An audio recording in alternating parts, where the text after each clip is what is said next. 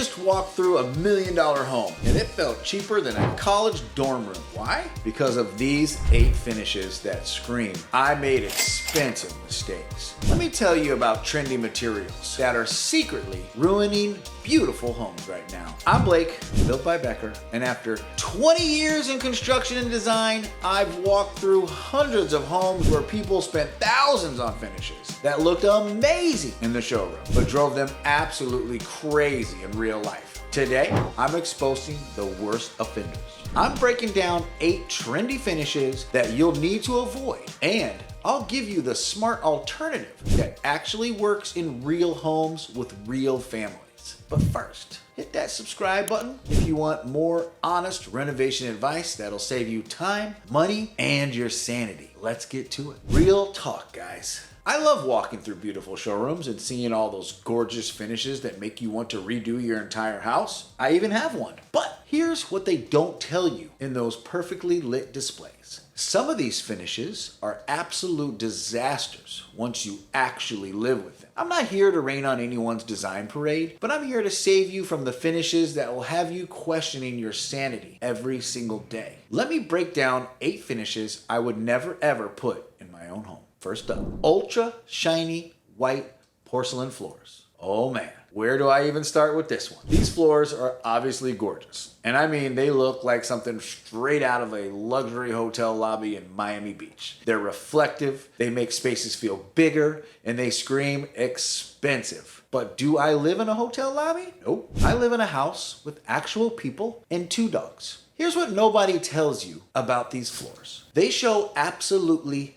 everything. And I mean everything. Footprints from bare feet, visible. Water drops, visible. Everything's visible. They're like little spotlights. And pet hair? Well, you might as well put up neon signs pointing to every single strand. I see posts in homeowner groups all the time from people who spent $25,000 on these floors and they spend more time cleaning them than enjoying them. If you get this, you will end up mopping these things twice a day and they will still look dirty. That's not living, that's servitude to your flooring. So the smart alternative is to choose a matte or slightly textured finish in the same color. You get all of the elegance, none of the cleanup. Trust me, your sanity will thank you. Number 2, industrial Slate-Look tiles, indoors. Now, don't get me wrong, I love industrial chic look. It's tough, durable, and it definitely makes a statement. But here's the thing about real slate or super textured Slate-Look tiles. They're rough, like really, really rough. That rough texture that looks so cool, it's also going to be wearing down your furniture pads faster than you can replace them. Your dining room chair starts scraping across the floor because the protective pads disintegrate. Your coffee table starts leaving scratch marks because the texture is basically like sandpaper. And let's talk about your bare feet. Walking across those tiles feels like a weird foot massage you never really asked for. Some people love it, but most people discover that they hate it around month 3 of living with it. Why not go for smooth porcelain or stone look tile instead? You can get the same industrial aesthetic without feeling like you're walking on a cheese grater every morning. The third finish, mirrored or high gloss walls. Look, I get it. Mirrored walls make the space look bigger. They reflect light beautifully and they add instant glamour. But unless you're planning on hiring a full-time cleaning crew, this is a recipe for disaster. Every fingerprint shows up like evidence at a crime scene. Water splashes, grease spots. You touch the wall once, boom. Fingerprint that looks like Stay Puft Marshmallow Man left a whole calling card. You see, houses where they've done an entire accent wall in high gloss paint and the homeowners sheepishly admit that they carry around microfiber cloths in their pocket in their own house. That's not interior design, that's obsessive compulsive territory. Save mirror and high gloss for small accent pieces where you can control the chaos. Maybe a decorative panel behind the console table, not an entire wall that everyone's going to bump into. Number 4 will make you question everything. Overly porous natural stone countertops. Natural stone is gorgeous. Limestone, travertine, unsealed marble, quartzite, they're all stunning. But here's what happens when you choose porous natural stone without proper sealing. Every spill becomes a permanent reminder of the time that you spilled. These stones naturally absorb stains and water, which run rampant in kitchens. Coffee rings that won't go away, and that time that someone spilled balsamic vinegar. Now that's part of your stone's character forever. I'm not saying to avoid natural stone. I actually love it. I'm just not that crazy. I'm saying choose sealed options or go with engineered quartz that gives you the look without the therapy sessions, because nothing ruins your morning coffee like staring at the permanent coffee ring from last Tuesday. Jumping into number 5, the finish that makes me shake my head. But first, a quick word from our sponsor. After a day like this, I have earned this moment. I'm kicking my feet up for another 5 minutes. Sitting in this recliner by Watson and Whitley at the end of a hard day, after being stuck on job sites and shooting amazing content, I need to relax. Kick my feet up, even adjust my head, whether it's gonna be catching up on work or just reading a book. This amazing Watson and Whitley recliner suits all of those needs with the functions and accessibility that's right here at my fingertips. We have easy access on the right side here to not only adjust the headrest and the footrest, but to plug in my devices to keep things charged and to keep me ready for what's to come. With the color options, the style, and all the accessibility right here on the side, it is everything that I look for in a wonderful recliner. The style, the color options, and the features make this recliner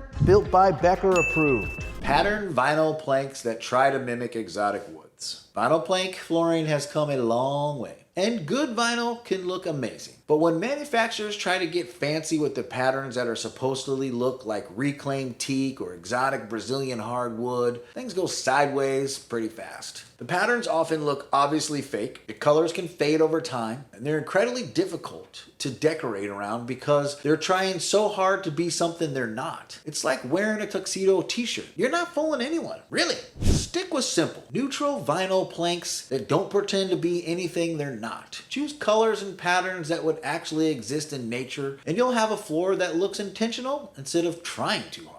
Number 6, colored or stained concrete floors. Concrete floors are having a major moment right now, and I understand the appeal. They're modern, they're industrial, and they can look really cool. But colored concrete, that's where things get complicated. Concrete cracks, and when it's colored or stained, those cracks show immediately. Lightning bolts across the floor. Plus, concrete requires constant sealing to maintain the color and finish, and it's cold underfoot, like really cold. If you love the concrete look, try large format porcelain tiles that mimic concrete, or go with polished stone look tiles. You get the aesthetic without your feet turning into icicles every winter morning. The 7th finish that drives me crazy is faux wood or faux stone wall panels. I see these everywhere on social media. Those peel and stick panels that are supposed to give you the look of reclaimed barn wood or natural stone. Do-it-yourself friendly, and we all love do-it-yourself. They're budget friendly, but man, do they scream, I tried to save money, and it shows. The cheap appearance dates your home quickly. They're hard to clean because all of the fake texture, and they can make your space feel like a themed restaurant. Are we going for rustic cabin or Cracker Barrel? Because there's a fine line there. If you want texture and warmth, invest in real wood veneer, high quality stone veneer, or even textured wallpaper. It's really come a long way. These options give you character without that artificial feel. And finally, number 8.